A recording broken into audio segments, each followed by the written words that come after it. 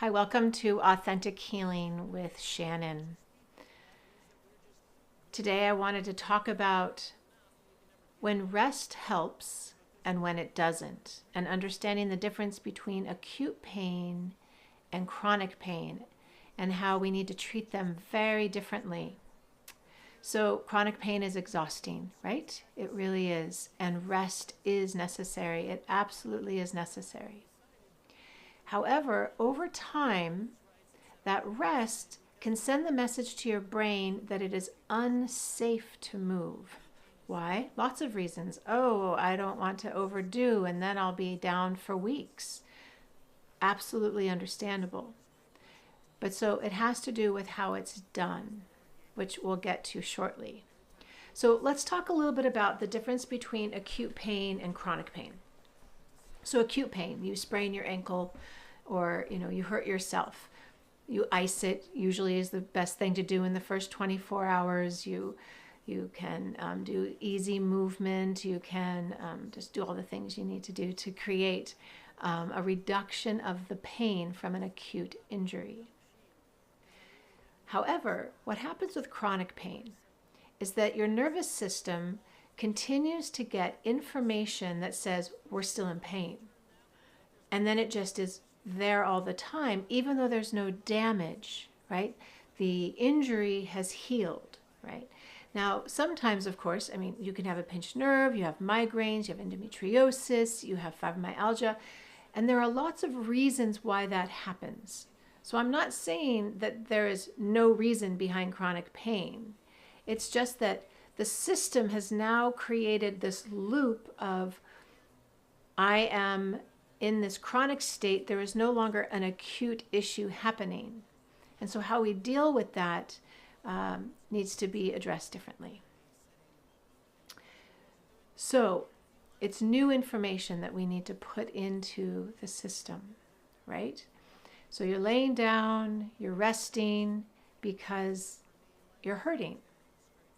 However, if you just gently give yourself a little bit of regular, continuous movement after checking in with your body, this then rewires your brain that movement is safe.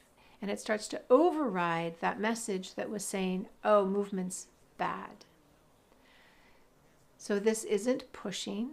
This isn't like going on a big old run. This isn't even fitness. This is more about what type of movement can you do on a regular basis that increases circulation, which will then decrease inflammation, help blood flow come to the brain and out to the body in a way that then helps your body go, oh, it's safe. I'm safe. I'm safer. It's one of the ways that your body is reminded that it is safe. And you start to build this resilience around movement. So in the beginning, of course, you need to go slow, right? You don't need to jump out and do something that is really hard because then you may not feel good. But if you go slowly, you're going to build muscle, you're going to build resilience, you're going to build strength. And that's the thing that's most important. So I want to talk a little bit about something I just said, which was this idea that the body has this loop of pain. Well, that's a term called neuroplasticity. And what it is that the information we give the body is what the body does. So it's like this wiring of the nervous system. So if we give it information, the body goes, okay, great, that's what we're going to do. Oh, we have chronic pain. Oh, movement is bad. Oh, these are all the things that I can't do. It's a protective mechanism. This is not a judgment on who you are as a human. This is actually your brain and your body trying to protect you from something. That's why we need to give it new information. We need to be able to give just a little bit of different information that says you are safe. I'm going to do a little movement. And there's lots of other things on this channel that we talk about.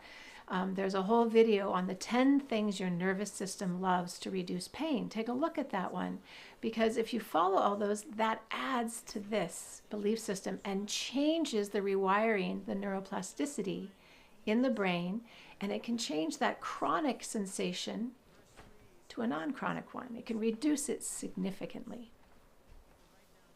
So, in closing, I want to remind you that change happens gradually.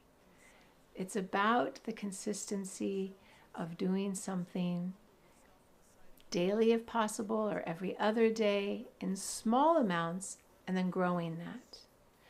That gives that information into your brain and your body. So remember that your body always has the capacity to change.